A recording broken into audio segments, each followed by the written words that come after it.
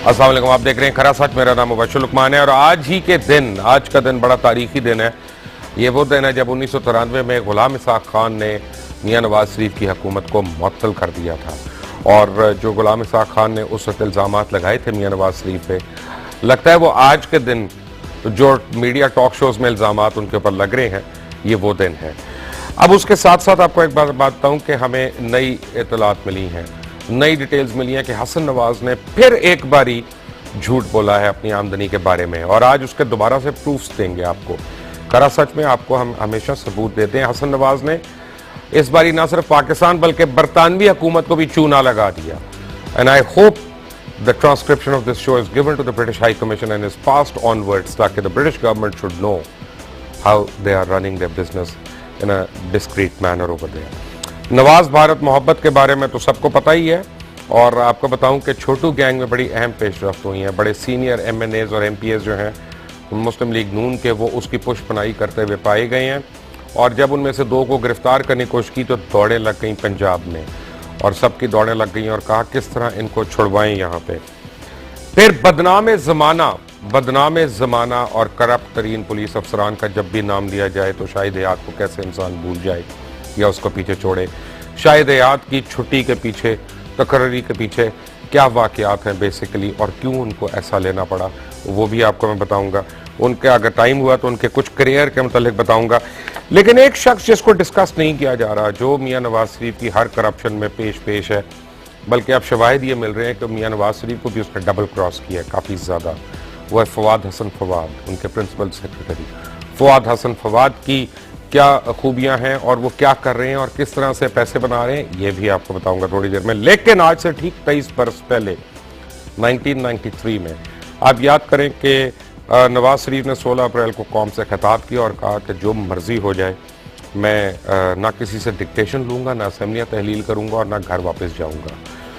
लेकिन इस खिताब के 2 दिन के बाद यानी 18 अप्रैल को 1993 को गुलाम इसाक खान ने आर्टिकल 58(2)B का इस्तेमाल करते हुए मियां नवाज शरीफ की हुकूमत को बरतरफ कर दिया। दोनों के इख्तलाफात जो थे वो खुलकर सामने तो पहले ही आ गए थे, और मियां नवाज शरीफ के मतलब जो वो समझते थे गुलाम इसाक खान, वो एक्चुअली उनको सिक्योरिटी रिस्क समझते थे, और यही उनका एक डिसएग्रीमेंट था। अब क्या हुआ है कि आजकल जो पहले कल तक जनरल मुशर्रफ के बड़े राइट और लेफ्ट करते थे, आजकल मियां नवाज शरीफ के वो दस्तरास बने हुए हैं उनमें से काफ़ी लोग, और वही उनके करीब कर नजर आ रहे हैं। लेकिन उस दिन 18 अप्रैल को 1993 को गुलाम इसाक खान ने कौम से खिताब करते हुए क्या कहा, वॉच दिस। मेरे अजीज हमवतनों, अस्सलाम वालेकुम। जैसा कि आपके इल्म में है, अरसे दराज से वतन अजीज में तशवीश, बेचैनी और बेयकीनी की इंतहाई करबनाक सूरत हाल पाई जा रही है। मैंने मुल्क के वसीम तर मफाद में और इस उम्मीद पर कि बिलाखिर दानिश और इत्तेदाल की कुव्वतें गालिब आ जाएंगी, एहतियात की राह अपनाए रखी। मगर इसका क्या इलाज कि इक़्तिदार के हवस में मुल्क के बेहतरीन मफादात को दाव पर लगाने वाले मोहलत और वार्निंग मिलने के बावजूद तबाकुन रविश से हटने पर तैयार न हुआ। उनकी हटदर्मी, जिद और आकिबतना अंदेशी का कुछ अंदाजा आपको साबिक वज़ीर आज़म की कल की तकरीर से हो गया होगा। अगर मैंने अब भी कौम को इत्मीनान में न लिया तो मैं अपने हल्फ से इनहिराफ और अवाम से बेवफाई का मुजरिम हूँगा। मैं किसी भी मसलहत के तहत इतने बड़े जुर्म का इर्तिकाब नहीं कर सकता। मुल्क की पैदावारी वसाइल पर चंद मनपसंदों की इजारादारी कायम की जा रही थी। अमीर को अमीर तर बनाने के ख्वाब में बड़ी बेरहमी के साथ ये बात बुलाई जा रही थी कि गरीब गरीब से गरीब तर होता चला जा रहा है। तरक्की के ज़मन में मोटरवे को हुकूमत का सबसे बड़ा कारनामा करार दिया जा रहा था, मगर ये नामनहाद अजीम मंसूबा जितना बड़ा है उसे कहीं ज्यादा मुतनाज़े, बदनाम और बदनवानी के इल्ज़ामात से दागदार है। निजकारी की पॉलिसी को एक इनकलाब अफरीन तस्वुर के तौर पर पेश किया गया। मुल्क में इस्लाम के असूलों के मुताबिक एक ऐसे फलाही मुआशरे के क़याम के बजाय जो खुद ब खुद गरीबों और मोहताजों की किफ़ालत का एहतमाम कर सके, कौम के हाथों में खैरात के चेक दिए जा रहे हैं। और वो भी टेलीविजन की तेज रोशनियों और कैमरे के आंखों के सामने। बादशाहों और शहजादों का सा अंदाज हुक्मरानी अपनाया गया, जो जाती पसंद और नापसंद, नवाजिशे जाओ बेजा और कानून और इंसाफ के तकाजों की बजाय शाहाना मिजाज के पल पल बदलते रंगों से इबारत था। मुल्क में यह कई बार दीगरे मालियाती स्कैंडल सामने आते रहे, कोऑपरेटिव स्कैंडल और ताज कंपनी स्कैंडल सैकड़ों खानदानों की तबाही का पेशकदमा है। जब उनकी फरियादें अखबारों में शाये होकर हुक्मरानों के ज़मीर को कचोके देने लगी तो जुर्रत इजहार के जुर्म में बेबाक जुबानों पर ताले डालने की कोशिश की गई। बगावत के मुकदमे कायम हुए और आज़ादी राय के हक को रोन डाला गया। सिविल सर्विसेज किसी भी मुल्क की इंतजामिया का दास्तुबाजू होते हैं। वो किसी के जाती मुलाजिम नहीं होते, अवाम के खादिम होते हैं और उन्हें कवायद व जवाबित के मुताबिक अपने फ़राइज़ अदा करने होते हैं। मगर शाहाना मिजाज रखने वालों ने सिविल सर्विसेज को अपना बादगुजार समझकर उन्हें जाती गुलामों की तरह इस्तेमाल किया। आमिराना जहनीत की इंतहा ये थी कि वजीर आजम ने अपनी काबीना के वजीरों पर भी मुल्क के सदर से मिलने तक पर पाबंदी आयद कर रखी थी। ये पाबंदी सरासर आइन के खिलाफ थी। जी, आपने सुना गुलाम इसाक खान की वो तकरीर का इक़्तिबास जो उन्होंने 18 अप्रैल 1993 को दिया था, और लगता यह है कि उसमें नाम बदल लें, कॉपरेटिव्स की जगह और चीज़ें कर लें, ताज कंपनी की जगह आज की कंपनियां कर लें, और आपको पता चाहे वो PIA हो, चाहे स्टील मिल हो, चाहे वो मेगा प्रोजेक्ट्स हो सो कॉल्ड, चाहे वो जंगला बस हो, और हर चीज़ में आपको लगेगा कि वही चीज़ बड़ी से बड़ी हो रही है। शहजादों वाला आसाइश और वो सारा आप मेफेयर और पार्क लेन के जब अपार्टमेंट थे कहीं, या एक गरीबाना घर देखे 29,000 कनाल के ऊपर, सिर्फ 29,000 कनाल के ऊपर जो रायगढ़ में मौजूद है, तो आपको पता चल जाएगा कि बादशाह किस तरह रहते हैं और ये किस तरह रहते हैं। बल्कि लाहौर किला जो है वो नवाज शरीफ के घर से छोटा है। तो बादशाहों वाला लाइफस्टाइल नहीं, शहनशाहों वाला लाइफस्टाइल आप इसको कह सकते हैं। आपकी स्क्रीन पे एक चीज़ आपको दिखाता हूँ, ब्रेक पे आने के बाद उस पर तफसील से बात करेंगे। आपको मैं दिखाता हूँ नवाज शरीफ के प्रॉपर्टी गोशवारे जो उन्होंने कौमी असम्बली के अंदर जमा कराए थे। इस गोशवारे के मुताबिक हसन नवाज ने मियां नवाज शरीफ को $19,14,054 भेजे, जबकि हसन नवाज ने बरतानिया के अंदर $8,75,902 पाउंड जो हैं वो प्रॉफिट एंड लॉस डिक्लेयर किए। और अब अगर इनमें से ये उन्होंने पाउंड भेजे थे, और अगर इनमें से 6,81,111 पाउंड निकाल दिए जाएं तो मुनाफा 1,94,791 पाउंड बचता है। सवाल यह है कि इन पैसों में से हसन नवाज ने किस तरह से $19,54,054 जो हैं अपने वालिद नवाज शरीफ को रेमिट किए। और इस बात का भी ध्यान रखा जाए कि 5,51,147 पाउंड जो डिविडेंड की हैसियत से बांटे गए, और इनमें 1,94,791 पाउंड जो खालिस मुनाफा डिक्लेयर किया गया, उसको जमा कर लें तो भी इतनी रकम नहीं बनती जो बकौल मियाँ साहब के उनके बेटे ने उनको भेजी है। मियाँ साहब के साहबजादे यूरोप में या UK में खास तौर पे किस तरह से फ्रॉड करते हैं, आज उनके बहुत से सबूत खरा सच के अंदर मौजूद हैं।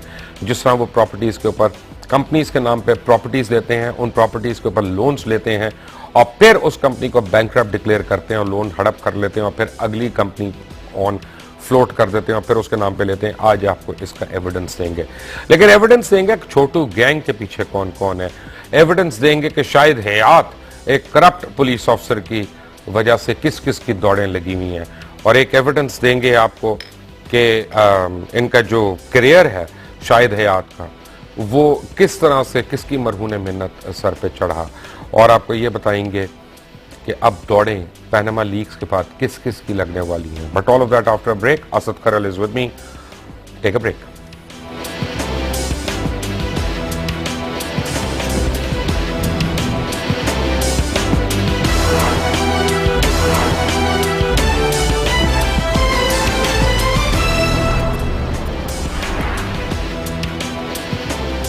Welcome back from the break. आपको मैंने हसन नवाज की एक स्टेटमेंट दिखाई थी, अकाउंट स्टेटमेंट जो उन्होंने ब्रिटिश अथॉरिटीज को डिक्लेयर की थी। एक उससे अगले साल वाली दिखाता हूं आपको, उससे अगले साल वाली अगर आपको मैं दिखाऊं statement of assets and liabilities, तो उसमें भी उन्होंने 197,498 और 348 पाउंड जो है वो वहां पे प्रॉफिट डिक्लेयर किया।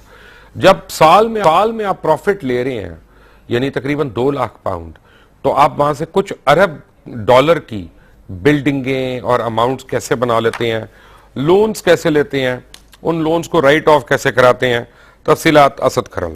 सर अब ये तफसीलात मुबशर साहब फ्रांसिक एक्सपर्ट भी सर पकड़ के बैठ जाएंगे, क्योंकि जिस तरीके से ब्रेक बिनी से ये काम कर रहे हैं और जो अभी आपने तकरीर दिखाई है 1993 के हवाले से, बिल्कुल आज भी वही काम 23 साल से ये भी वही काम कर रहे हैं। आप और हम भी शोर अच्छा, आप एक काम करें, मैं आपको मैं बताता हूं जो आपको कोई एंकर नहीं कहेगा। जी जी, कोई एंकर नहीं कहेगा, मैं कह रहा हूं।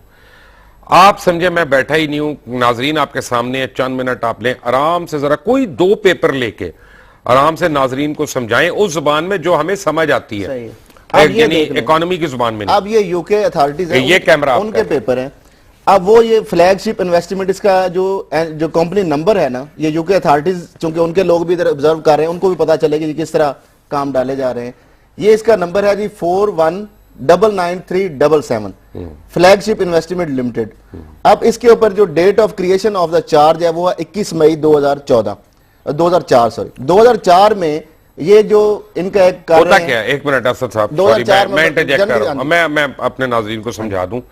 असल में वो भी मेरी तरह के ही हैं नाजरीन। होता यह है कि कंपनी बनाई जाती है, उस कंपनी के नाम पे कोई कारोबार शुरू किया जाता है और उस कारोबार को सपोर्ट करने के लिए कुछ प्रॉपर्टी खरीदी जाती है, और वो प्रॉपर्टी खरीदने के लिए स्विट्जरलैंड में एक ऑफशोर कंपनी बनाई जाती है जो मैनेज करती है पनामा के अंदर या केमन आइलैंड या आइल ऑफ मैन के अंदर बनी हुई एक कंपनी को, उसको मैनेजमेंट वो कंपनी होती है।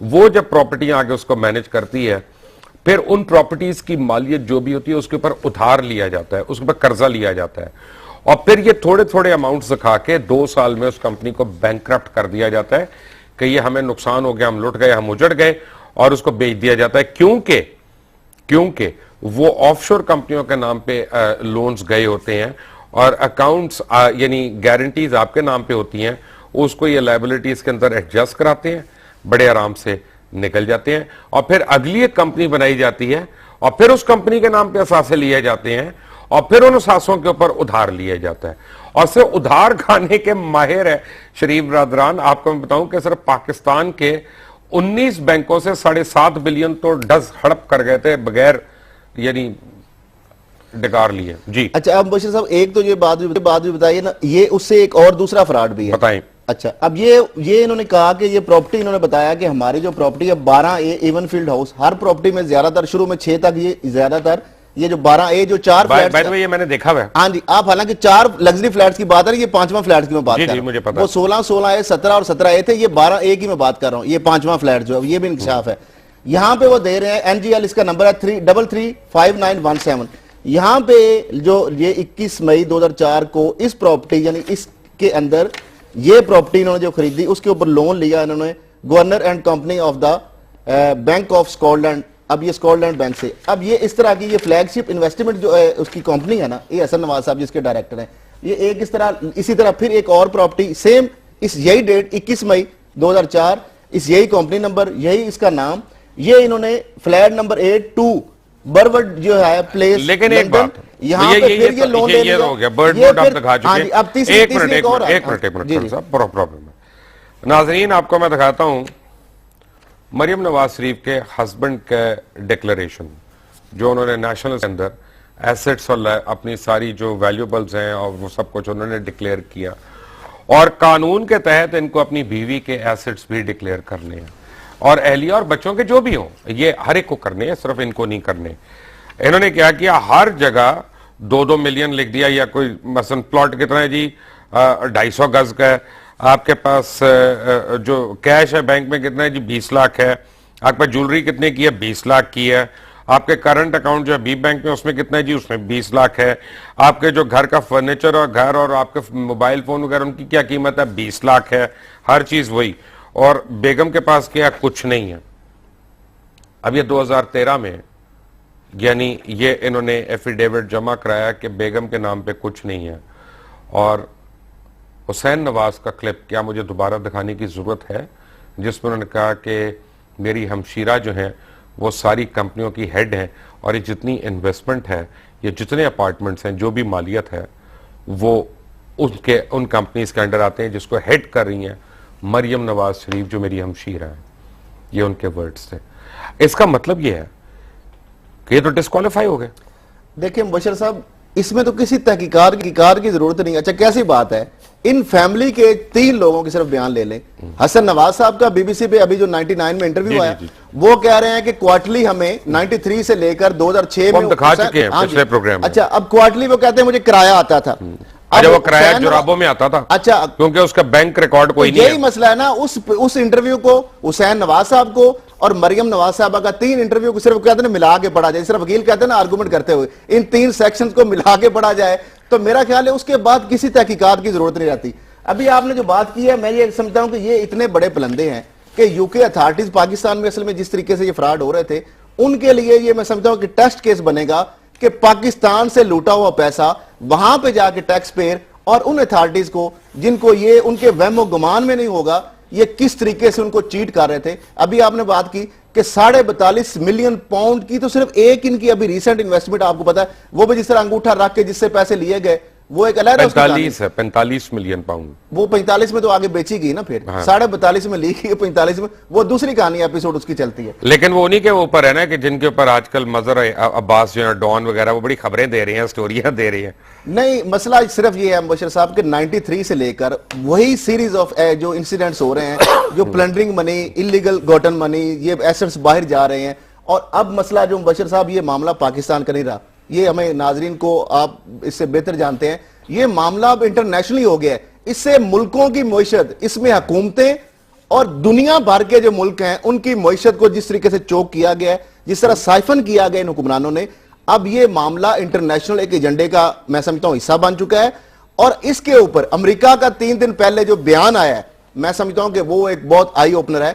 उन्होंने ये कहा है कि हमारा, ये पाकिस्तान के लिए नहीं है, कि ये ऑफशोर कंपनियां, ये लूटमार, ये करप्शन, जिस तरह हुक्मरान अपनी अवाम को लूट के ले जाते हैं और बाहर ये सेफ हेवन में रखते हैं जाके, इनके ऊपर उन्होंने कहा कोई कंप्रोमाइज नहीं हो सकता। दूसरी बात जो उन्होंने की, इसका मतलब यह है कि ये जो भी है इसमें फिक्स होंगे। दूसरा उन्होंने कहा कि पाकिस्तान के अंदर, क्योंकि पूछा गया कि जो मामला है वो अब अवाम ने फैसला करना है। ये तो आप देखें ना, 1 मिनट, ये 3 दिन पुरानी खबर हो गई, हम दे चुके हैं। मैं आपको एक नई खबर देता हूं कि मियां नवाज और आसिफ अली जरदारी साहब की 5 मुलाकातें हुई हैं लंदन में, और उन मुलाकातों को करने के लिए मियां साहब ने क्या किया कि अपना घर छोड़ दिया, अपने सारे अपार्टमेंट छोड़ दिए और चर्चिल होटल हायत में जाके शिफ्ट हो गए, कमरा नंबर 824 में। और वहां पे वो शिफ्ट हो गए। 9वीं फ्लोर पे आसिफ जरदारी साहब थे, इसलिए जितनी बारी उनकी मुलाकातें हुई वो किसी को पता नहीं चली। एक मुलाकात उनकी जो पता चली वो ये है कि होटल से बैक साइड से निकले हैं और एक रेंज रोवर में बैठे हैं दोनों, और उसके बाद एक गोरा ड्राइवर उसको चला रहा था, और वो कई घंटे, यानी को 2.5 या 3 घंटे सड़कों पे सैर करते रहे हैं, और वो मीटिंग जो है गाड़ी के अंदर जारी रही है। और उसके बाद मियां नवाज शरीफ आए हैं, बड़े तसल्ली में थे, बड़े खुश थे। उन्होंने फौरन अपने अहबाब को जमा किया और हैरिड्स में चले गए, जहां पे वो शॉपिंग करते रहे हैं, जो मुख्तलिफ तस्वीर आप ट्विटर वगैरह के ऊपर, फेसबुक के ऊपर आप देख भी चुके हैं। क्यों जी? बशीर साहब, आपने जो बात की, मैं जो कमरा नंबर है थोड़ा सा जो मैं जाऊँ, कमरा बेसिकली 823 और 825 जो है ना, 2 बुक करवाए गए थे जहां पे वो मियां साहब गए थे, बिल्कुल 8वीं मंजिल पे थे। 824 में एक स्विस आदमी के नाम पे था जहां पे ठहरे हैं। नहीं, वो रहता भी है सर, मेरी वो विटनेस भी है, वो इनका जो है वो इनका बैंकर नवाज भी है, शरीफ साहब से मुलाकात भी है, बैंकर भी है, और वो यूबीएस बैंक का बैंकर है। और उसने कहा कि मिस्टर प्राइम मिनिस्टर, जब ये वहां पे गए थे, अब ये मुझे देखें कि जो चर्चिल होटल है, उस आप तो जाते रहे, उसके पीछे से बैक साइड पे जो शटर है, चर्चिल होटल में एक बड़ी अच्छी चीज है, हाँ जी, जो चर्चिल होटल का बाहर की आउटसाइड है ना, हाँ जी, वहां पे स्मोकिंग अलाउड है। तो होटल के अंदर स्मोकिंग अलाउड होना तो ये बड़ी एक नेमत है बरतानिया में और अमेरिका में। पाकिस्तानी जो लोग हैं जो सिगार भी पीते हैं, उनका ही ऑनर, तो उन्होंने अपना कुछ, वहां पे शीशा भी है। अच्छा, हम बशीर साहब पीछे जब जाते हैं, मेटल का गेट लगा है, वहां पे ये पीछे से गए हैं, लिफ्ट में बैठ के ऊपर सीधे 8वें फ्लोर पे गए और 922 नंबर जरदारी साहब का कमरा था, वहां पे जिस तरह आपने बताया बिल्कुल फिर ये निकले हैं कि किस तरीके से ये उनको चीट कर रहे हैं। यानी ये बाद में जारी की जा रही मीडिया को तस्वीरें कि वो जो क्लिनिक में चेकअप करा रहे हैं, लेकिन ये सारा मामला जो मीटिंग, जिस तरह आपने बताया कि 2 मीटिंग तो मेरे पास बिल्कुल ऑथेंटिक बात है कि 2 मीटिंग्स तो इनकी हुई। और फिर अगली बात सुन ले कि चौधरी निसार साहब गए हैं उसी चर्चिल होटल में और ये एक और डील जो अगली मैं उसकी बता दूं, और फवाद हसन फवाद साहब उस मीटिंग में शामिल, फवाद को तो बुलाया गया, वहां पे बुलाया गया है। टैक्स, अच्छा देखें हो क्या रहा है, टैक्स पेयर लोटन एयरपोर्ट के ऊपर जहाज 4-5 दिन से खड़ा हुआ है, घंटों के हिसाब से हम $10,000 पर आवर के हिसाब से गल्फ स्ट्रीम 450 जो है मियां साहब ने उसको लीज किया हुआ है, और आपको ये टीका लग रहा है, कोई बात नहीं, आप डिजर्व करते हैं। अच्छा, काम क्या हो रहा है, मुझे मुबशर साहब ये कौम को बताना चाहिए, क्या पाकिस्तान का या मुल्क का वहां पे काम हो रहा है? पैसे लग रहे हैं, कौम की बात कर रहे हैं? नहीं, वो तो पाकिस्तानी कौम को तो सब पता है, नहीं, लेकिन अगर वो सोना चाहते हैं तो आप क्यों उनको जगा रहे हैं? सोने दे, क्यों डिस्टर्ब कर रहे हैं? उन्होंने सोना है तो जो हमारा काम है उनको, आप जितनी बातें कर रहे हैं इससे कोई और मुल्क की कौम जाग जाएगी।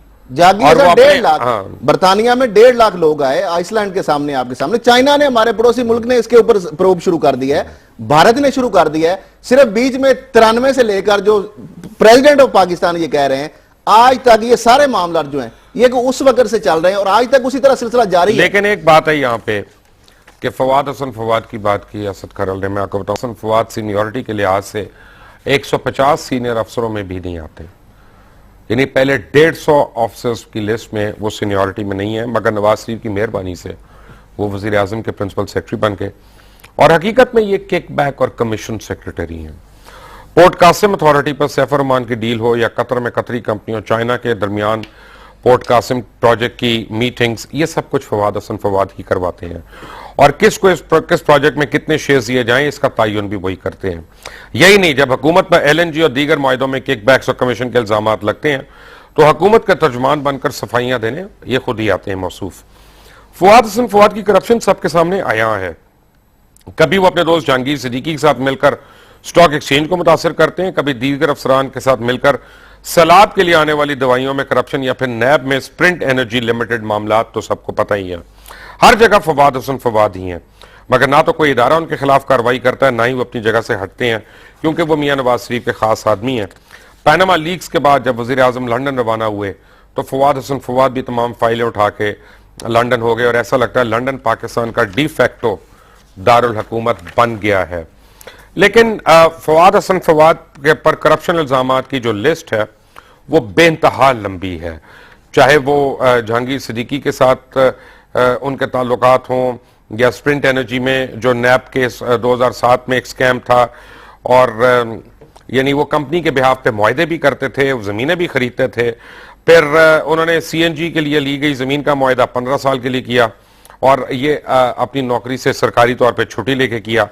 फिर FIA की रिपोर्ट में जो आगरा स्कैंडल के रेफरेंस में सामने आई, उसके मुताबिक उन पर FIRs भी दर्ज हुई। नैब की तहकीकात के मुताबिक 460 CNG स्टेशन के लाइसेंस जारी किए गए, जिनमें 47 की जगह तब्दील की गई, सारों को गैर कानूनी तौर पर। फवाद हसन फवाद जो हैं ये बहुत एक पहुंचे हुए कमाल के इंसान हैं, और सबसे बड़ी बात है कि ये यानी एक बदनाम ज़माना पुलिस अफसर शाहिद हयात की पुष्पनाई करते रहे, और शाहिद हयात को अभी भी ये इनकी कोशिश यही है, अगर ये लंदन ना जाते तो ये इनकी काफ़ी कोशिश थी कि किसी तरह शाहिद हयात वापस FIA के डायरेक्टर के तौर पर रीइंस्टेट कर दिया जाए, क्योंकि वहाँ पे कमाइयाँ लगी हुई हैं सबकी, वहाँ पे दौड़ें लगी हुई हैं। लेकिन जब इमरान शेख को गिरफ्तार किया गया तो उसने जहाँ बहुत से अपना भांडे फोड़े हैं, वहाँ उसने फवाद हसन फवाद के मुतालिक भी बहुत कुछ बताया, और एक सहाफ़ी के मुतालिक जो बकौल इमरान शेख के टाउट के तौर पे काम करता है। कौन है वो लोग? एक ब्रेक के बाद, टेक अ ब्रेक।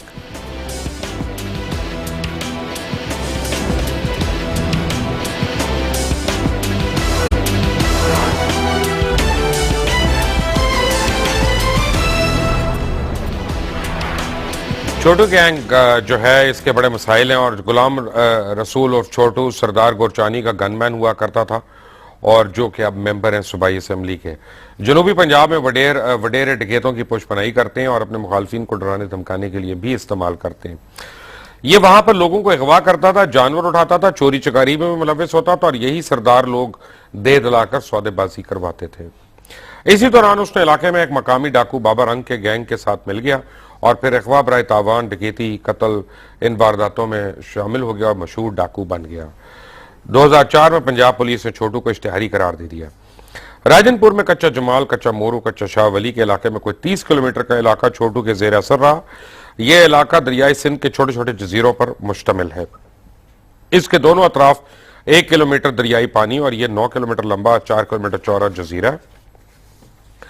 2005 में छोटू ने अपने गैंग के साथ मिलकर इंडस हाईवे पे काम करने वाले 12 चीनी इंजीनियर्स को अगवा कर लिया। ये 2005 का बता रहा हूं आपको, और पुलिस से अपने मुतालबात मनवाने के बाद उन्हें रिहा कर दिया।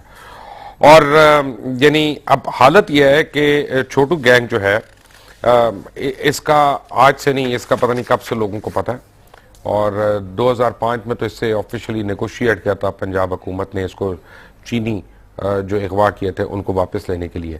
आपको इसी प्रोग्राम में मैंने कुछ 1.5 महीना पहले, 2 महीने पहले तफसीलात दी थी कि किस तरह पंजाब पुलिस रॉकेट लॉन्चर्स गैर कानूनी तौर पर खरीद रही थी बलूचिस्तान की सरहद पे, और वो पकड़े गए। और जब आर्मी ने उन रॉकेट लॉन्चर्स को पकड़ा तो डीआईजी पुलिस एंड आईजी जो है वो ऑन रिकॉर्ड है, उन्होंने माना कि ये हम लोग ला रहे थे और ये हम गैंग्स को देते हैं जो उन लोगों से जाकर लड़ते हैं जिनसे हम लोग नहीं लड़ सकते। हमारी तो वो ट्रेनिंग ही नहीं है कि हम रॉकेट लॉन्चर्स को भी दाग सकें, ये कर सकें।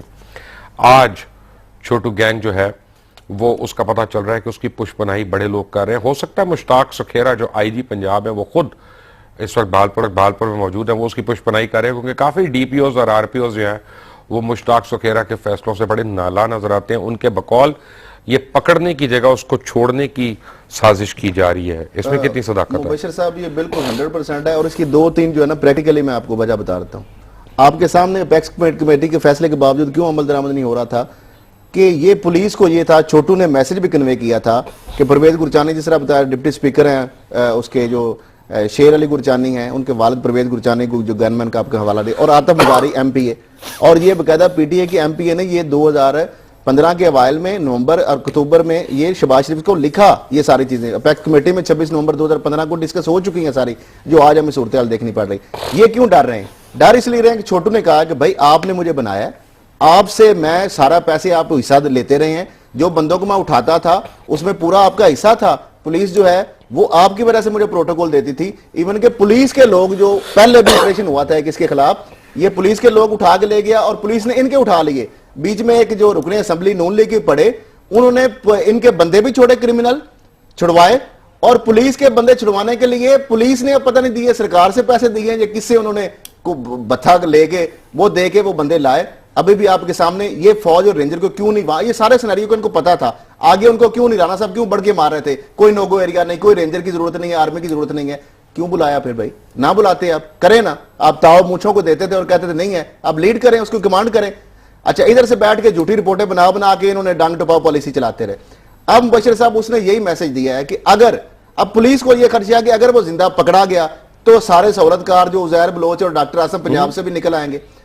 अब ये पुलिस की ये कोशिश थी, अब चूंकि मामला ये पूरा जागनसाई हो रही थी, फिर इन्होंने फौज और आर्मी को रेंजर को बुला तो लिया है, लेकिन इनकी कोशिश ये है किसी तरीके से, क्योंकि इनके पास सारे इनके राब्ते, इनके रुकने, और कुछ लोग पकड़े भी हैं। अच्छा, मेरी इतला एक मिनट, मेरी इतला है अनकंफर्म्ड है कि छोटू जो है वो बलूचिस्तान के इलाके में फरार हो चुका है। देखिए मुबशर साहब, इन्होंने तो टनल बनाई हुई है, और ये मैं नहीं कह रहा, ये भारतीय बकायदा जो मुख्तलिफ बुक्स लिखी हुई हैं उसमें, बल्कि भारत के हवाले से आ चुका है कि टीटीपी की जो बेसिकली ये है ना बैटल ग्राउंड है, ये टीटीपी जो है उसको सपोर्ट कर रहा है इंडिया, और वो जो है उसकी जो फैसिलिटेटर कौन आगे बन रही है, फिर पंजाब हुकूमत बन रही है। ये सारे यहाँ जो ऑपरेशन हो रहे हैं ना बलूचिस्तान सिंध के हवाले से, और ये जो पंजाब, ये बेसिकली ये कुछ ट्राइब बॉर्डर एरिया है, तो इसका जो फरार, इसका मतलब यह है कि छोटू अगर जिंदा पकड़ा गया तो आपके पंजाब के बहुत से हुकूमत में जो लोग हैं वो मर जाएंगे। बिल्कुल, इसमें तो कोई डाउट ही नहीं है। देखिए ये सारा कुछ उनकी सरपरस्ती में हो रहा है, ये तो प्रैक्टिकली आपको नजर आ रही है ना अब, और इसी वजह से ये चाह रहे हैं किसी तरीके से भी कि वो जिंदा ना पकड़ा जाए। और उसने हालांकि फौज को, मैं समझता हूं कि अगर फौज की अल्लाह क्यादत भी इसको, उसने ये कहा है कि फौज के आगे, रेंजर के आगे मैं सरेंडर करने के लिए तैयार हूं। अब मामला यह है कि इस चीज को इतना उलझाया जा रहा है क्योंकि जो डिप्लॉयमेंट ज्यादा तादाद में है वो पुलिस की है, 2000 के करीब वो है, फिर उसके बाद सीटीटी तो में वहां पे नजर तो सिंध पुलिस से भी ऑफर कर दी हुई अपनी वहां पे। अच्छा, और फिर पुलिस के बंदे भी उन्होंने उठाए, और फिर जिस तरह वायरलेस सेट, ये क्या इनको नहीं पता था जो छीन के ले गए थे वायरलेस सेट और सारी कम्युनिकेशन वो कर रहा था, ये इनकी सारी आपस में जिस तरीके से कॉन्फिडेंस के साथ वो कर रहा था, इससे तो पता चल रहा था जैसे बिल्कुल ऐसे ही जैसे छोटू गैंग के साथ और लोग मिले हुए हैं, क्रिमिनल के साथ क्रिमिनल ही मिलता है। फवाद हसन फवाद के देहात मिले हुए थे और हैं, शायद देहात काफी लोगों की पुष्पनाई के ऊपर वो करते आ रहे थे पिछले कई साल से सिंध के अंदर कि जो उन्होंने किया। अभी मैं 2 दिन के लिए कराची गया और मेरी वहाँ पे बड़े मुख्तलिफ ट्रेडर्स से, स्टॉक मार्केट के ब्रोकर्स से और लोगों से मुलाकातें हुई और सब ने आके जो है ना, किसी ने मेरे हाथ चूमे, किसी ने कुछ किया। उन्होंने कहा कि तुम्हारी बड़ी मेहरबानी, तुमने एक बहुत करप्ट ऑफिसर की निशानदेही करके, जिसने हमारा जीना दो भर किया हुआ था, वो हमसे यानी ब्लैकमेल करके हमसे भत्ते लेता था, ये करता था, हमें खामखा में महीना देना पड़ता था और उसका कहना यह था कि जनाब फला मेरी बैक पे, फला मेरी बैक पे, फला मेरी बैक पे है, और हमारे से उसकी जान छुड़ाई। अब उनको डर ये पड़ गया कि उसने ये बयान दिलवाया कि जी मैं 15 दिन के लिए छुट्टी पे हूँ अपनी वालदा के इलाज के लिए। उसकी वालदा को जब पता चला तो उन्होंने एहतजाज किया इस बात पे। उन्होंने कहा वैसे तो मुझे कभी मिलने नहीं आया, तो अब मेरे नाम पे छुट्टियां क्यों ले रहा है? एक्चुअली उसने उनके नाम पे छुट्टियां नहीं ली हैं। ये सारा तासुर गलत है, लेकिन 1-2 दिन में वो भी क्लियर हो जाएगा। असल प्रॉब्लम हुई जब इमरान शेख को अरेस्ट किया गया। तो जब इमरान शेख को अरेस्ट किया गया तो उसकी गाड़ी के अंदर से मुख्तलिफ चीज़ें निकली। आब जमजम की बोतलें भी निकली, तस्बीह और जानमाज़ें और शराब की बोतलें, पैसे और काफ़ी ख़वातीन की तस्वीर वगैरह। यानी हर एक को वो हर वक्त रिश्वत देने के लिए तैयार होता था। जहाँ पे जाता था मौका महल की मुनासबत से इमरान शेख जो है अगले को रिश्वत दे देता था। अगर वो उसको नमाजी टाइप आदमी लगा, उसने उसको जानमाज दे दी कि ये मैं वहाँ से लेके आया हूँ जी, आपके लिए है। इसने हिरासत के दौरान पूरी साइंस जिसके तहत शाहिद हयात उसको लीड करते थे और किस तरह लोगों को ज़बरदस्ती उनको बंद किया जाता था, उनके पर्चे काटे जाते थे और उनको हरासा किया जाता था, वो सारी उसने एक्सप्लेन की। और इसको छोड़ना इसलिए पड़ा कि दौरान हिरासत इसको 3 दिन के अंदर अंदर 3 दफ़ा अस्थमा का दौरा पड़ा। इसको जब अस्थमा का दौरा पड़ा और ये बिल्कुल इसकी हालत गैर हो गई, तो फिर इसको इस वादे पे छोड़ा गया कि जब भी आप बुलाएंगे मैं आ जाऊंगा। लेकिन वो फौरन उसको भगाया गया यहाँ से और उसको दुबई ले जाया गया। इसके पीछे कौन सी कुव्वतें हैं और वो क्यों नहीं चाहती कि इमरान शेख जो है सामने आए? इमरान शेख के सामने आने से या उसके एक बयाली बयान से कौन कौन पसता है? शाहिद हयात के मुतालिक तो उसने बहुत कुछ कहा और वो तो अब सब कुछ ऑन रिकॉर्ड आ गया। कुछ और लोगों के बारे में भी उसने बताया और उसने यानी ये भी बताया कि दौरान हिरासत के जब हम बासर अफराद को तहाइफ दिया करते थे, तहाइफ की मुख्तलिफ नौयतें हैं, किसी को पैसे दिया करते थे, किसी को हीरे की यानी डायमंड स्टडेड रिस्ट वॉचेस दिया करते थे, किसी को कुछ दिया करते थे और फिर आखिर में यानी बैरून मुल्क ले जाके उनको 5 स्टार होटल्स में, 7 स्टार होटल्स में अय्याशियाँ करवाते थे। वो अय्याशियाँ किन किन लोगों को करवाते थे अगर मैं अभी बताऊं तो सारों के कानों से धुआं निकलना शुरू हो जाएगा। उसके पास से 148 गीगाबाइट का डेटा बेस मिला है। इमरान शेख के पास से 148 गीगाबाइट का डेटाबेस मिला जिसमें FIA, नैब, पुलिस और अदलिया और सफारतकारों, ब्यूरोक्रेसी और उनके बीवी बच्चे और पता नहीं किस किस के बारे में उसने तफसीलात रखी थी। शायद हयात जो है इस समुंदर के गोताखोर थे, वो डाइवर थे इस समुंदर के, जिनकी इंतहाई शर्मनाक दास्तानें जो हैं उनकी खुद साख्ता ये जो ईमानदारी है उसके बहुत से पोल खोलती हैं। एक खास अखबार जो अब अपनी इफादियत खो बैठा है वो इनको ईमानदारी के सर्टिफिकेट इशू करता रहा और एक ही उसमें जर्नलिस्ट है जिसने ऐसा किया। लेकिन जब शाहिद शेख जो है अभी बरतरफ हुए और उनको हटाया गया तो बड़े हाथ पैर मारे जा रहे हैं। इस्लामाबाद में बड़े लोगों के घरों के बाहर जो है लोग बैठे हुए हैं, कहीं पे टोकरे जा रहे हैं मिठाइयों के, कहीं पे बकरे की रानें जा रही हैं। लेकिन इस जाली ईमानदार के लिए इस वक्त कोई शरीफ आदमी खड़ा होने को तैयार नहीं है।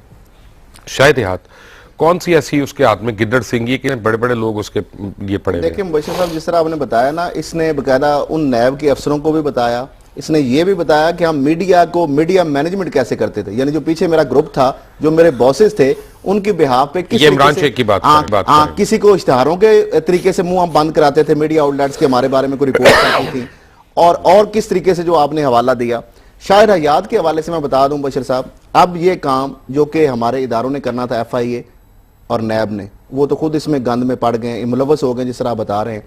और जो ब्यूरोक्रेसी है, जो वो तर्जमान बन के वो इस तरह की सिविल ब्यूरोक्रेसी जो धब्बा है उनके ऊपर, जो ब्यूरोक्रेट्स की हम बात सुनते हैं तो वो कहते हैं हमें शर्म आती है कि ये किस तरह के लोग हैं, कैसा कैरियर है इन लोगों का कि जो बैठ के जो है एक पॉलिटिकल उनके जो सियासी तर्जमान की तरह पे ब्यूरोक्रेट बिहेव कभी भी नहीं करता जो ब्यूरोक्रेट होता है। लेकिन बदकिस्मती ये है कि मुशर्रफ साहब नया काम हमने क्या शुरू किया है, जिस तरह ये दुनिया भर में नेटवर्क काम कर रहा है, आपको हमें खरा सच को हमें ये चीजें भेज रहे हैं।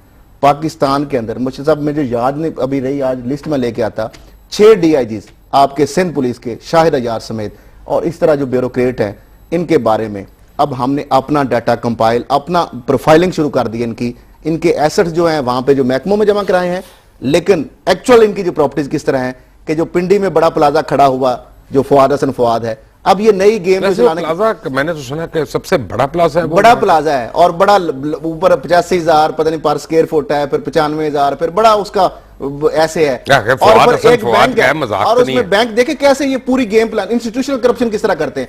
एक बंदा लगाया गया वहां पे, एक बंदे को बैंक करप्ट कराया गया, फिर उसको फोर्स किया गया कि यहां से भागो, वो नहीं भाग रहा था, फिर वहां पे जो बंदा था कलेक्टर उसको तब्दील कराया, फिर भगा के वो कैप्चर किस तरह किया गया, गिफ्ट किस तरह दिए जा रहे हैं, ये देखें ना मॉडस ऑपरेंडी सरकारी वसाइल का। फिर प्लाजा खड़ा हो गया। अब बशीर साहब हमने जो परफार्मा बनाया है उसमें ये सारों के वो खरा सच में इंशाल्लाह इधर भी दिखाएंगे कि इनके एक्चुअल एसेट्स क्या हैं और जो इनकी बीवी के बच्चों के ड्राइवरों के नाम पे और जो कहानियां ये समझते हैं ना कि ये इन्वेस्टिगेटर अब इनसे ज्यादा अब कौम जाग रही है, लोग जाग रहे हैं। हमने वो जो परफार्मा बनाया उस पर लोग हमें चीजें भिजवा रहे हैं और इनके बारे में हम बताएंगे कि ये जो डिफरेंस है इसके ऊपर अब यहां पे इन्वेस्टिगेशन इन्होंने जो नहीं कर सकते, इनमें कैपेबिलिटी नहीं है, विल नहीं है और ये खुद करप्ट हैं चूंकि, लेकिन अब कौम के सामने हम लाएंगे कि ये जो एसेट गोशवारे जो दे रहे हैं एक्चुअली इनका कितने अरब रुपए का। असद करल आपका बहुत बहुत शुक्रिया। एक बात आपको बताऊं कि मियां नवाज शरीफ कल सुबह एक रिपोर्ट का वेट कर रहे हैं डॉक्टर्स की कि अगर उनको वो रिपोर्ट आ जाए उसके बाद वो पाकिस्तान वापस आ जाएंगे। मैं आपको एडवांस से बता देता हूं मियां साहब आपकी रिपोर्ट ठीक है, आपको कुछ हुआ ही नहीं, आप जिन वजूहात से गए थे वो दूसरी वजूहात थी। आप तो खुद अपने दिमाग पे अपने सर पे आपने इस बीमारी को हावी कर लिया जो कि थी नहीं सिरे से। लेकिन एक और बात तयशुदा है कि मुस्लिम लीग नून के अंदर बहुत दरारें पड़ चुकी हैं। मुस्लिम लीग नून जो है अब मजीद ज़्यादा देर अपने इस मुजस्मे को अपनी टांगों के ऊपर खड़ा नहीं रख सकती है। उसकी वजह यह कि 85 से ज़्यादा MNAs जो हैं उन्होंने मुख्तलिफ जमातों से ख़ास तौर पर PTI से रब्ते करने शुरू कर दिए हैं और जो है उनमें अगर उनको आज यकीन हो कि वहाँ पे उनको ले लिया जाएगा या उनको किसी न किसी किस्म की बैक मिलेगी तो मुस्लिम लीग नून का जो हाउस है वो काफ़ी जो है खाली होने की कभी इम्कानात हैं। और हालत ये हो गई है कि कोरम ना पूरा होने के बावजूद जो लेजिस्लेशन है उसको किया जा रहा है, ज़बरदस्ती बुलडोज किया जा रहा है जो कि इंतहाई गैर आइनी है। जब आखिरी अपने हजकोले लेता है मरीज़ तो उस वक्त तो बड़ा सेहतमंद होता है, वो रात को आप देखते हैं आप कहते हैं आज तो तबीयत बड़ी अच्छी, सुबह आप जाते हैं तो वो नर्स कहती है पता नहीं की हो या बस मरीज़ गुजर गया राती। तो मुझे लगता है कि कुछ ही दिनों में मरीज़ जो है वो आप सबको और हम सबको धोखा देने वाला है, क्योंकि अब विद इन मुस्लिम लीग नून बहुत ज़्यादा एस्पायरेंट्स हैं प्राइम मिनिस्टर बनने के लिए और उनको लग रहा है कि अब वो बन सकते हैं। आने वाले दिनों में क्या होगा कल आपको बताएंगे। अल्लाह हाफ़िज़।